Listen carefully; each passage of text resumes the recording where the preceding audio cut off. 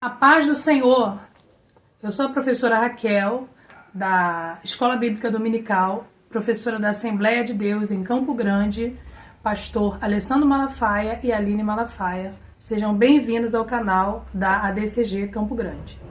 Nós estamos aqui esta manhã com a lição 9 da revista que fala sobre o movimento pentecostal no Brasil. E hoje a nossa lição ela será com enfoque no movimento pentecostal no Brasil, um despertar que mudou uma nação. Nós temos aqui os nomes do qual a lição vai falar, além de outros, dos dois grandes homens que trouxeram, que abriram a Assembleia de Deus no Brasil, que fundaram a Assembleia de Deus no Brasil. Mas antes disso, a gente vai falar um pouco sobre o contexto histórico. O nosso texto áureo está em Atos 19, 6, onde diz assim: "E impondo-lhes Paulo as mãos, veio sobre eles o Espírito Santo, e falavam línguas e profetizavam."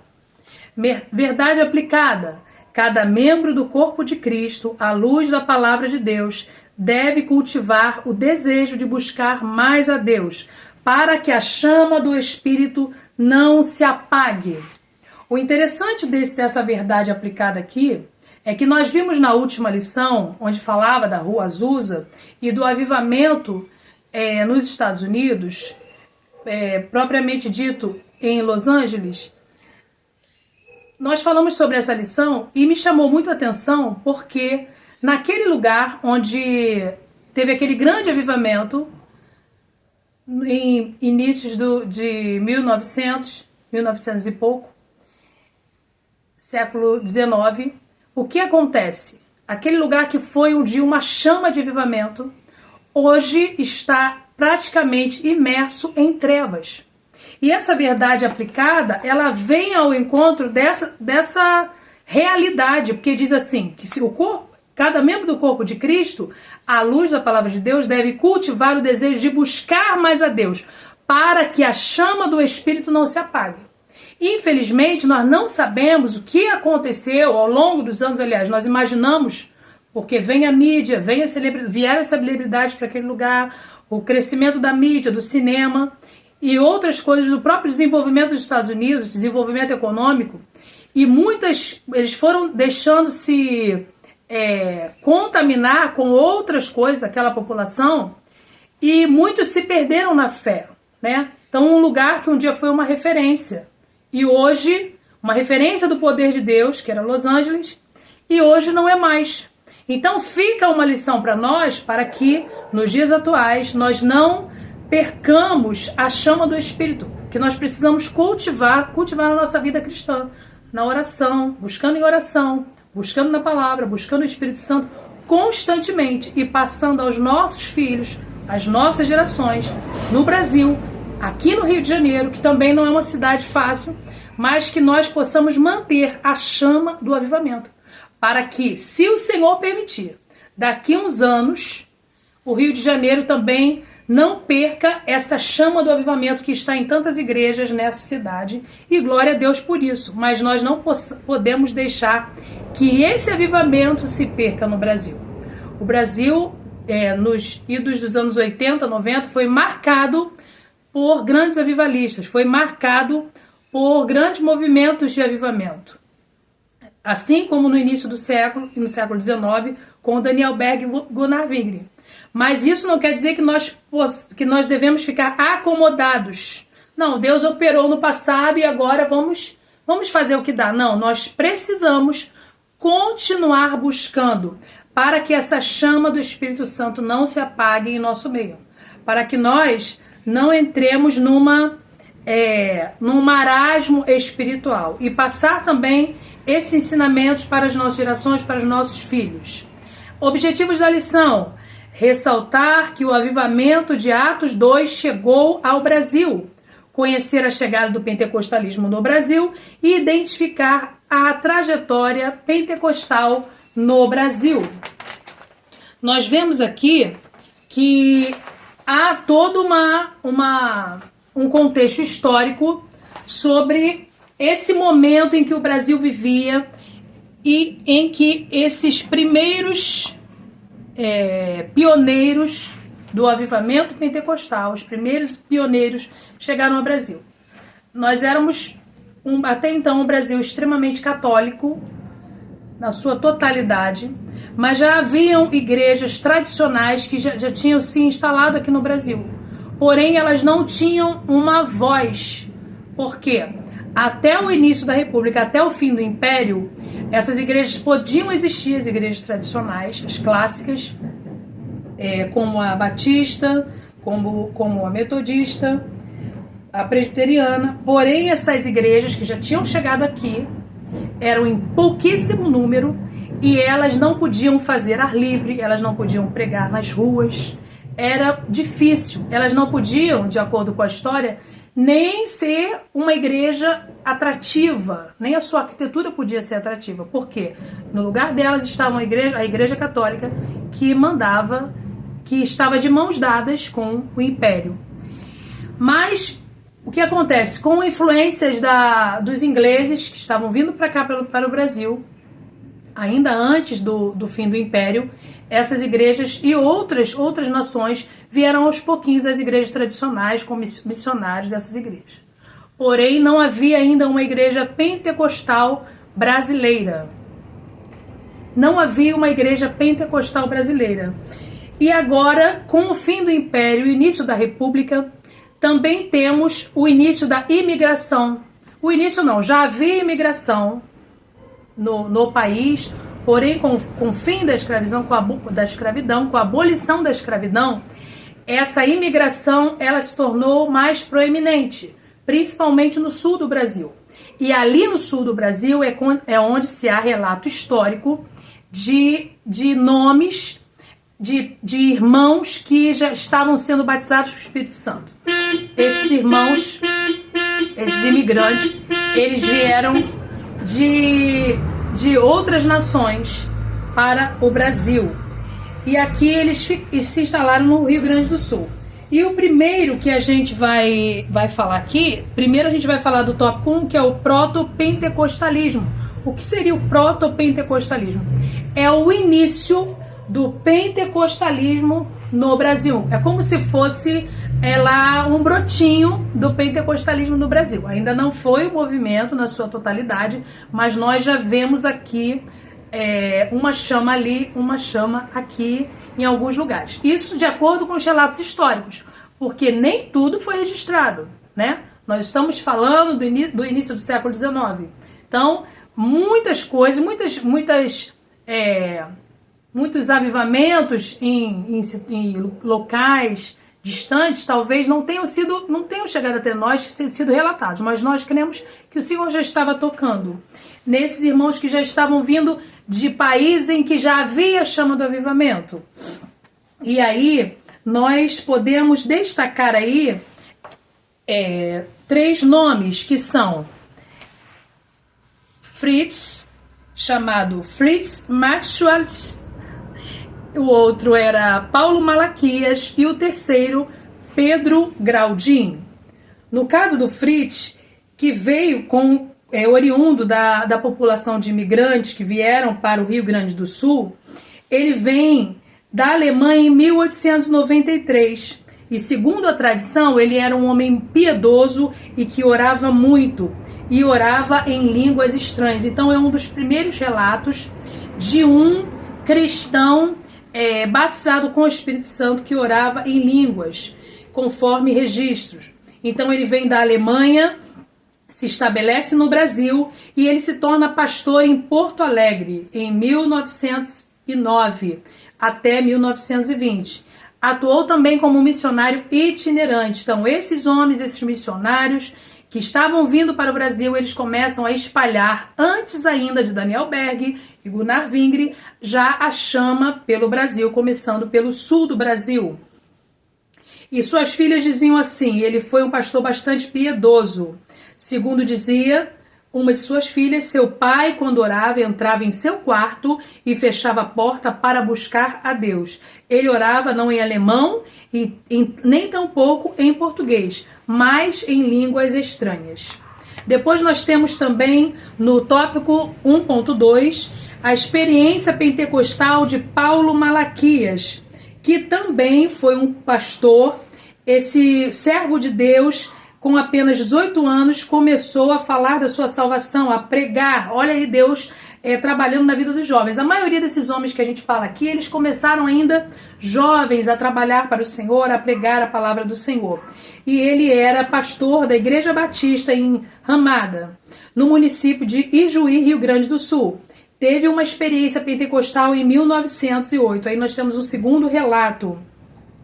Até então as pessoas, eles tinham quando vinha o Espírito Santo, eles recebiam, mas eles não sabiam explicar que fenômeno era esse, né? Que chama pentecostal era esse, que era tão estranha para os cristãos tradicionais da época. Emílio Conde diz assim: na época ele mesmo não sabia que aquela extraordinária experiência do batismo com o Espírito Santo não entendiam. Somente mais tarde, quando entrou em contato com a Assembleia de Deus e se uniu a ela, foi que compreendeu que as suas experiências eram genuinamente pentecostais. Paulo Malaquias foi um pregador diferente dos outros. Todos afirmaram e reconheceram isso, porém ninguém sabia explicar o sucesso da sua pregação. Onde há o poder de Deus, onde há o Espírito de Deus, claramente nós vemos que arde o fogo do Espírito. Então, eu particularmente, já ouvi diversas pregações de homens muito eloquentes, mas quando há o poder de Deus, nós somos tocados de maneira diferente. Isso é independente de se a pessoa fala bem ou não fala bem, se ele tem uma boa oratória ou não. Simplesmente por estar cheio do Espírito Santo. O Espírito Santo, ele faz a diferença na nossa vida. Ele faz a diferença na vida do professor, do pregador, do cristão. Porque ele é o que nos dá força, nos dá graça. E uma palavra temperada com o Espírito Santo de Deus, com o poder de Deus, ela é diferente, porque ela toca o coração.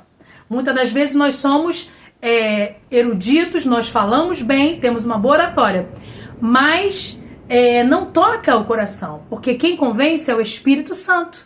Então, muitas das vezes a gente ouve algum testemunho, ouve algum discurso, alguma pregação que é excelente, porém ela não convence, porque quem convence é o Espírito Santo. Por isso, professores, pregadores, alunos da EBD, busquem o Espírito Santo em sua vida, porque tudo que você fizer será diferenciado, porque o Espírito Santo estará convencendo e transformando vidas através de você, usando você como um instrumento da palavra dele, do Senhor.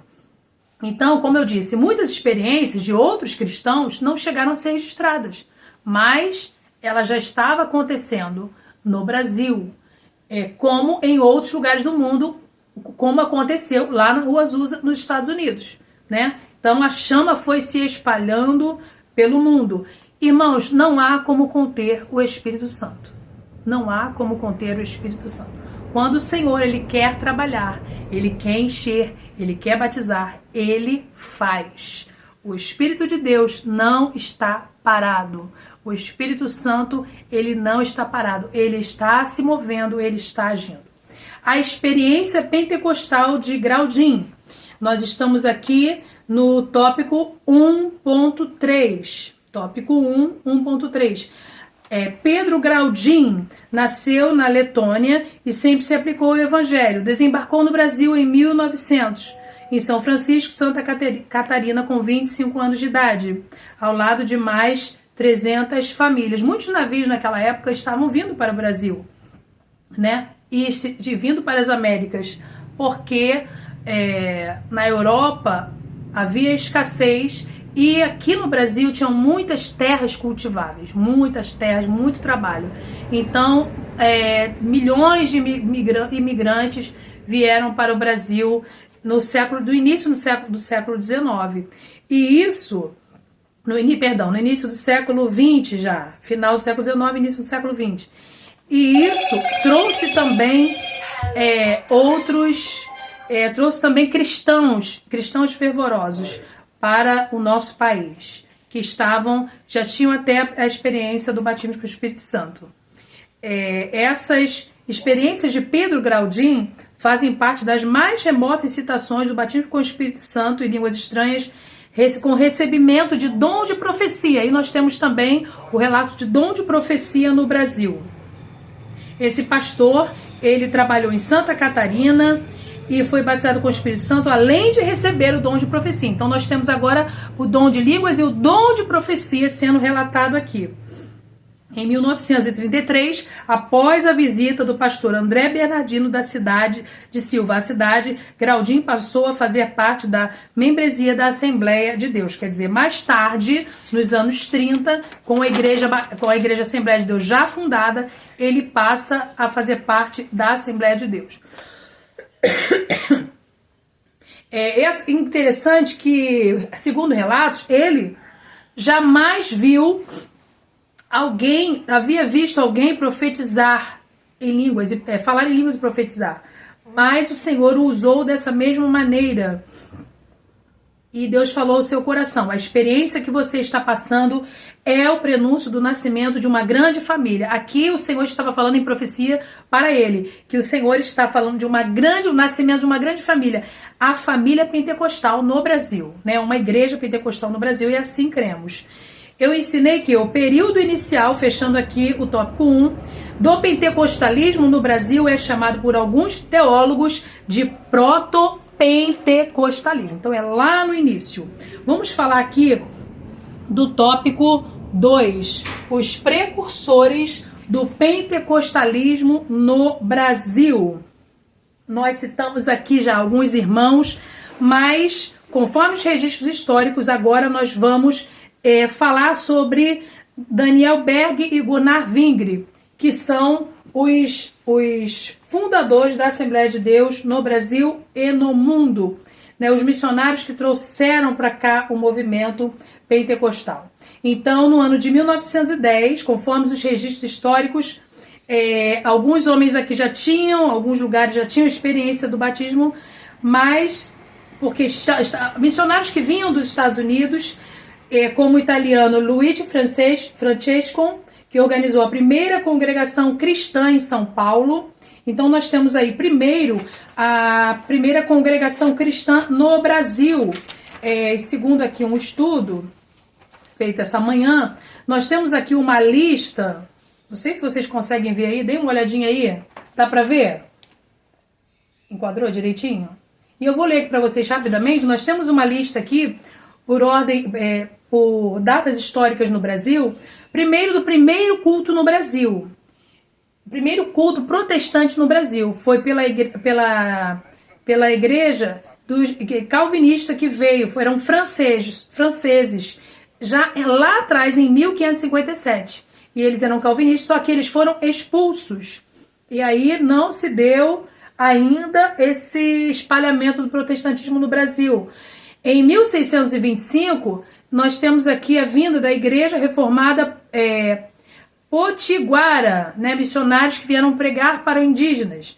Depois, em 1824, nós temos a vinda da Igreja Luterana, 1824, no sul do país. Aí estavam vindo já os primeiros imigrantes, 1824. Vem também a relatos da Igreja Congregacional, em 1855. A Igreja Presbiteriana veio em 1859. E até hoje, se você quiser conhecer a primeira Igreja Presbiteriana do Brasil, ela está lá no centro da cidade, pertinho do Largo da Carioca. Se você não conhece, vá lá fazer uma visita. É uma igreja muito bonita, histórica e muito antiga, de 1859. Vale a pena conhecer essa igreja protestante presbiteriana que veio para o Brasil lá no iniciozinho. E ela veio já para o Rio de Janeiro, que na época era a capital do Império, né? Nós temos uma história, irmãos. Procurem, conheçam, vale a pena conferir. A Igreja Metodista veio em 1876. A Igreja Batista, seus primeiros missionários vieram em 1882. E as pentecostais, e aí a gente vai entrar no século XX, veio primeiro, antes da Assembleia de Deus, a Igreja Congregação Cristã no Brasil. E depois, 1911, a Assembleia de Deus, como nós a conhecemos. Então, primeiro a Congregação Cristã em São Paulo, depois vieram os suecos, Gunnar Wingre e Daniel Berg, que organizaram a Assembleia de Deus. Então vamos falar aí sobre a experiência pentecostal de Gunnar Wingre, né? Ele foi um missionário evangelista sueco e em novembro de 1909, numa conferência realizada na primeira igreja batista sueca de Chicago, Gunnar passou pela experiência do batismo com o Espírito Santo, né? E aí você pode ler sobre isso, esses relatos, que está no Diário do Pioneiro, o primeiro Diário do Pioneiro que saiu, esse jornal. Ele está relatando tudo isso, datado em 1º de abril de 1930. Então, dê uma procurada aí, que vocês vão encontrar. Então, Wingre relata ter sido direcionado por uma irmã ao batismo com o Espírito Santo. Olha aí que interessante o papel das mulheres, né, na Igreja do Senhor e nesse movimento de avivamento. Se nós formos pesquisar, nós vamos encontrar muitas mulheres, inclusive aqui no início da Assembleia de Deus. Com a fundação da Assembleia de Deus, muito cedo começa o círculo de oração. Então, esse irmão, né, esse missionário na época, Gunnar Wingre, muito jovem ainda, irmãs intercederam por ele e ele recebeu o batismo com o Espírito Santo, né? Ao buscar a promessa pentecostal, Wingre já estava convencido de que sua experiência física era um sinal físico, era falar línguas desconhecidas. Então, isso explica um artigo escrito no jornal Boa Semente, em 1909, olha que lindo, no primeiro jornal. Nesse periódico, diz assim, onde ele coloca lá, ele deixa clara sua convicção sobre o falar em línguas e evidência do batismo com o Espírito Santo. Então, falar em línguas é uma evidência. A experiência pentecostal de Daniel Berg. Daniel Berg, ele foi um comportor de Bíblias, né? Ele vendia Bíblias, vendia livros para ajudar em seu ministério, para o seu sustento, e com isso também ele pregava a palavra, ele pregava, conforme ele ia oferecendo de porta em porta para as pessoas das igrejas, ele pregava a palavra. Então ele foi um pastor pentecostal na Suécia, ele foi sueco. Daniel Berg iniciou um movimento que deu origem à Assembleia de Deus hoje, que você conhece no Brasil todo, ele deu origem. Se você não leu ainda, eu sugiro que leia o Diário do Pioneiro de Gunnar Wingre. Esse livro, já li faz muitos anos, eu era adolescente, nós lemos aqui em casa, temos até hoje, né? E esse livro, ele conta detalhadamente, realmente um diário, a vinda e a trajetória desses homens para o Brasil. E é lindo, ele traz todos os detalhes da sua vida, das perseguições que eles sofreram, das dificuldades, dos milagres. Então procure esse livro, o Diário do Pioneiro Gunnar Wingre.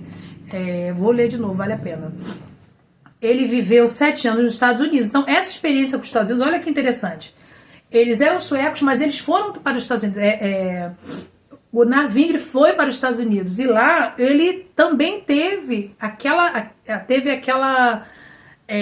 influência do movimento pentecostal nos Estados Unidos, que foi falado na aula na última aula, na lição 8. Então isso aí tudo, lá ele encontra um amigo que apresenta a doutrina do batismo com o Espírito Santo. Anos mais tarde, em meio ao regresso, ele orou ao Senhor pelo batismo e foi batizado. A experiência pentecostal de Larry Peterson, também é falado esse nome aqui, amigo de Gunnar Wingre. Ele era um pastor sueco, desempenhou um papel decisivo no movimento pentecostal em seu país. O empenho desse pastor foi determinante para impulsionar o desenvolvimento da liderança da Assembleia de Deus. Então, ele foi um grande influenciador do pastor Daniel Berg e da doutrina pentecostal. Então, olha só como é importante a nossa influência no mundo espiritual, né? Aquilo que você fala, aquilo que você leva. Talvez você ache que não está valendo. Você está dando aula hoje, assim como eu, e você está lá na sua classe, você está falando para jovens, adultos, adolescentes, e você talvez pense assim, olha, eu acho que não, eu acho que não vai surtir nenhum efeito, mas vai atrapalhar o som. Então eu acho que não vai, se você pensa assim, eu estou levando a palavra, eu acho que não vai surgir o efeito, mas saiba que você está colocando a semente, você está influenciando, e talvez daqui a uns anos você veja um jovem que você ensinou lá, pregando a palavra, levantando igrejas, sendo missionário. Então nunca pense que é em vão o seu trabalho no Senhor, né? Você é uma grande influência, você exerce uma grande influência como professor de escola dominical e como pregador da palavra. Vamos agora então ao tópico 3, né? Temos que apressar aqui. Para fechar o tópico 2, eu ensinei que o avivamento visto no dia do Pentecostes na Rua Azusa chegou ao Brasil por meio de 2 pastores suecos, o Narvingre e Daniel Berg. O avivamento pentecostal no Brasil, antes deles virem para cá, olha que interessante, o Senhor havia falado em profecia para eles, e eles ainda estavam na Europa, que eles iam, o Senhor falou em profecia que o Senhor os mandaria para o Pará, em profecia, e eles nunca tinham ouvido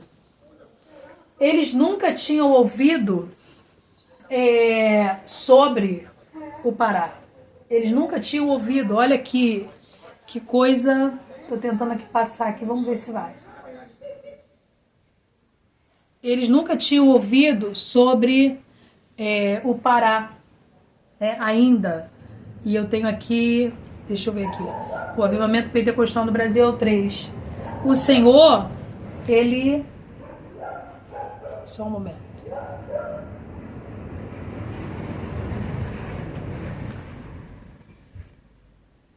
Eles nunca tinham ouvido sobre... Ali já não deu mais, então vamos continuar aqui. Eles nunca tinham ouvido sobre o Brasil, nem o Pará. Mas eles ouvem essa profecia com esse nome e, infelizmente, eu não estou conseguindo passar aqui para vocês o avivamento pentecostal no Pará. De repente a gente consegue aí, ó. Vamos lá? Deu para ver? Então, eles ouvem aquele nome, sabe o que eles fazem? Eles vão numa biblioteca e procuram lá no Mapa Mundi e acham o Pará, o norte do Brasil. E aí eles falam, nós vamos para lá. E olha que interessante, né? Isso é andar movido por Deus. Não é fácil, né? Hoje em dia você ouve algo assim que você não conhece, você crê e você vai à procura. E era isso que eles fizeram, né? Isso é uma característica daquele que crê no Espírito Santo, que confia no Senhor e que é guiado pelo Senhor. Que possamos ser assim também guiados pelo Senhor ainda, né? Eu estava conversando com uma jovem outro dia, eu falei para ela, olha, a minha geração de jovem foi uma geração que ela pedia sinais a Deus, sinais, revelações. E o que acontece? Muitos deixaram de crer, né, que o Senhor ainda nos dá sinais, que o Espírito Santo ainda trabalha dessa maneira. Então muitas pessoas, elas guiam suas vidas, fazem as coisas sem perguntar a Deus. Mas o que nós aprendemos com os nossos pais na fé, com os precursores desse Pentecostes também, que é um exemplo, é procurar uma resposta de Deus, porque Ele tem poder para responder. Ele dá sinais. Então Deus deu claramente aquela profecia para eles, falando do Pará, e deu vários sinais a eles. Então se você precisa tomar uma decisão, pode ser ministerial, ou até mesmo na sua família, na sua vida particular, ore a Deus e pergunte a Ele, porque Ele ainda dá sinais. O Espírito Santo, Ele está se movendo. E Ele quer falar, Ele quer trabalhar. É somente crermos e nos entregarmos e cremos que ele vai falar, e ele fala de várias maneiras. Então Deus falou com eles em profecia, eles encontraram ali na biblioteca, e muito ousados, né? Ser missionário é isso, é ser ousado. Se a gente não tiver ousadia, a gente não realiza nada, a gente não faz nada. E aí é uma marca também que eu vejo nos crentes avivados, que eles são ousados. E o Senhor procura isso ainda em nós, nos dias de hoje, no século 21. Então, esses homens que voltaram dos Estados Unidos para a Europa, se instalaram e depois vieram para cá no navio, com pouquíssimos recursos. A história diz que eles não tinham dinheiro, mas o Senhor foi cuidando deles e eles vieram com pouco. Às vezes a gente espera ter muito para fazer a obra de Deus. A gente acha, o dia que eu tiver muito dinheiro eu vou ajudar. O dia que eu tiver muito dinheiro eu vou fazer. Não, o Senhor, ele faz, ele realiza, mesmo quando nós temos poucos recursos. Ele vai levantando e trabalhando.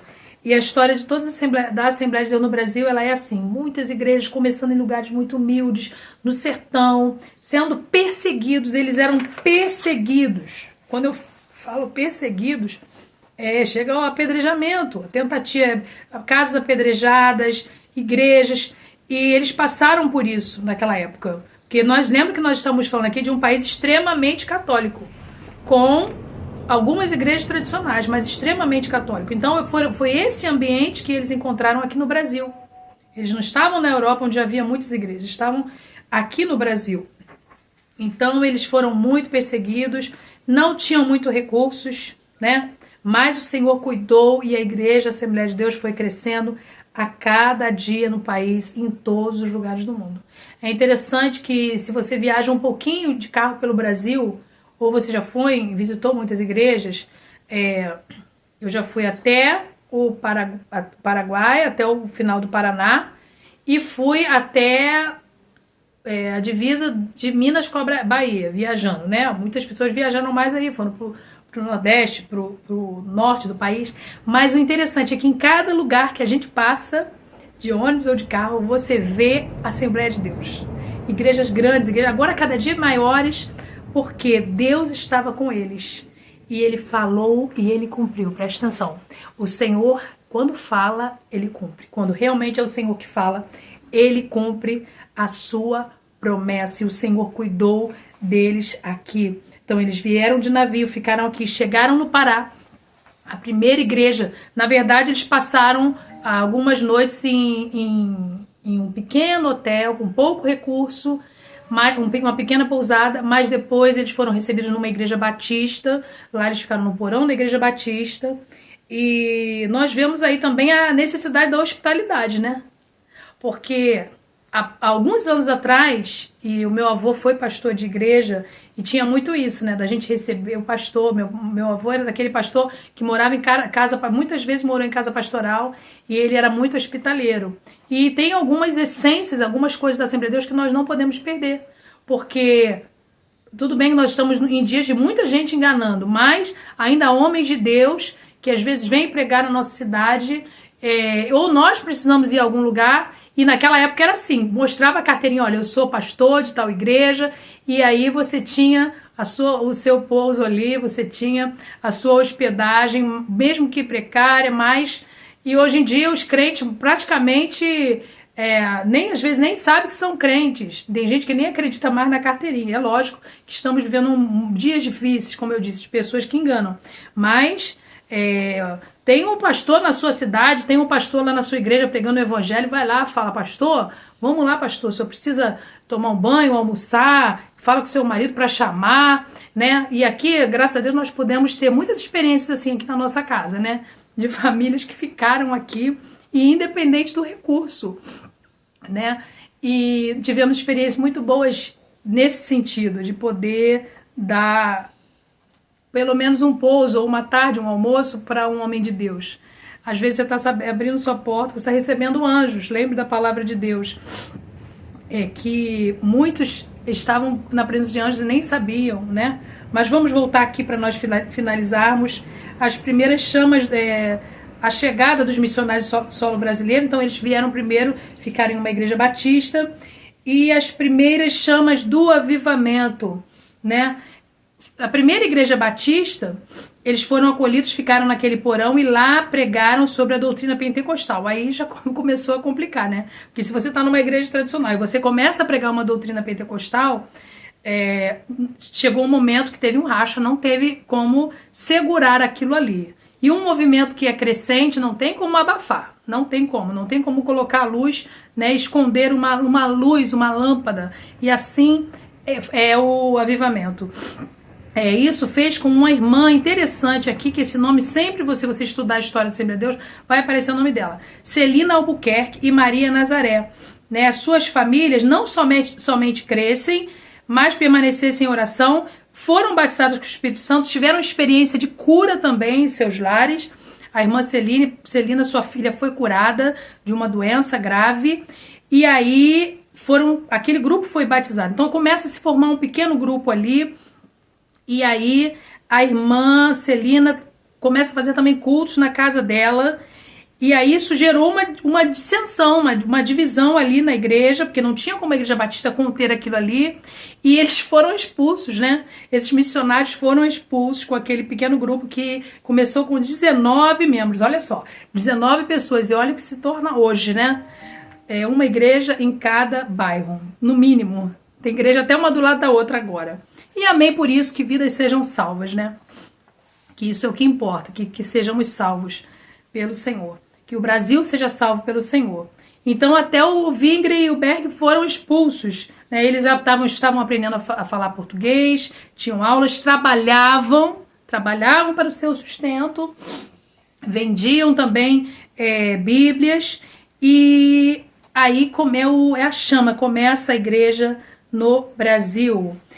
Então, a experiência pentecostal, naquele momento, ela não foi bem aceita. Entendam bem isso, irmãos. Era uma novidade, era uma nova doutrina, com manifestações do Espírito Santo, e quem é batizado com o Espírito Santo sabe exatamente o que eu estou falando. Então, isso trouxe divergência para a Igreja Primeira Batista em Belém, para a Primeira Igreja Batista em Belém. Então, esse fato, ele causou um desentendimento na igreja, de acordo com o bispo Oilde do Carmo.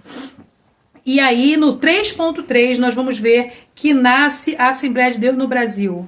Então, aí, isso tudo aí começa em 1911. Eles chegaram aqui antes, 1910, se não me engano, e em 1911. Em princípio, a nossa igreja ela vai se chamar Missão da Fé Apostólica. Ela fica por um tempinho assim, chamada Missão da Fé Apostólica, e depois ela se torna o que nós conhecemos hoje como Assembleia de Deus no Brasil e no mundo. Temos igrejas no mundo inteiro, assembleias no Brasil.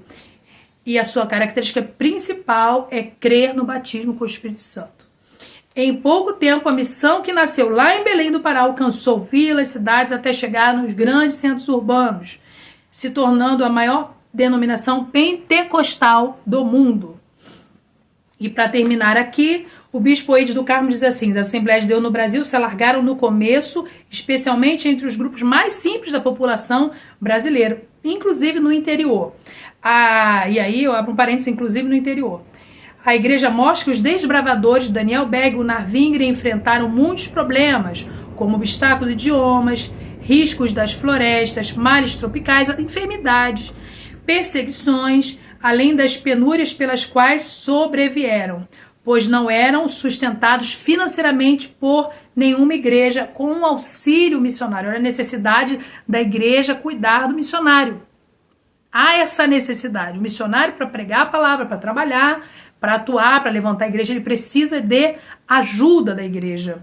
Né? E eles eram homens que trabalhavam, eles não eram homens preguiçosos, não. Mas eles, para fazer a obra de Deus, eles precisavam da ajuda da igreja. E a igreja naquele início era muito pequena, mas mesmo assim eles prosseguiram. Né? Às vezes a gente coloca empecilhos para pregar a palavra de Deus, empecilhos materiais, mas não deixe esses empecilhos te impedirem de pregar a palavra.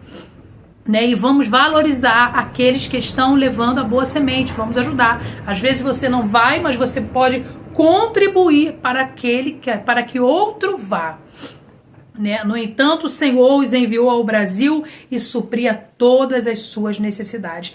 Leiam lá o Pioneiro do Gunnar Wingre, que vocês vão amar. Tem lá a história deles, o casamento com a Frida, o outro também se casou, tem a relato dos filhos, a relato do fim da carreira deles, da carreira não, aqui na Terra, né? Porque a nossa vida, ela vai além, né? Nós somos chamados para a eternidade. Então, tudo que eles fizeram aqui nos inspira e que nós possamos não ficar acomodados e perder essa chama, que nós possamos manter de pé. Não vamos deixar que o Rio de Janeiro chegue no ponto de Los Angeles, não, que perca o avivamento. Vamos continuar orando, clamando. Estamos numa cidade aí prestes, chegando aí sim ao carnaval, mas nós declaramos que a nossa cidade é do Senhor Jesus, e que você possa estar orando e cada dia mais, e quem não é batizado possa buscar essa chama, porque você possa ser avivado, transformado, controlado pelo Espírito Santo. Então, para fechar, nós ensinamos que Daniel Berg e Gunnar Wingre se instalaram em Belém do Pará, dando início à história da Assembleia de Deus no Brasil. Essa história já tem mais de 100 anos, olha que coisa linda.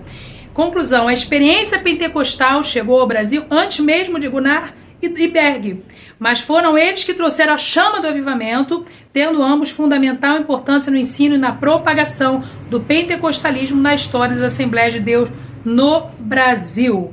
Deixo para vocês um abraço.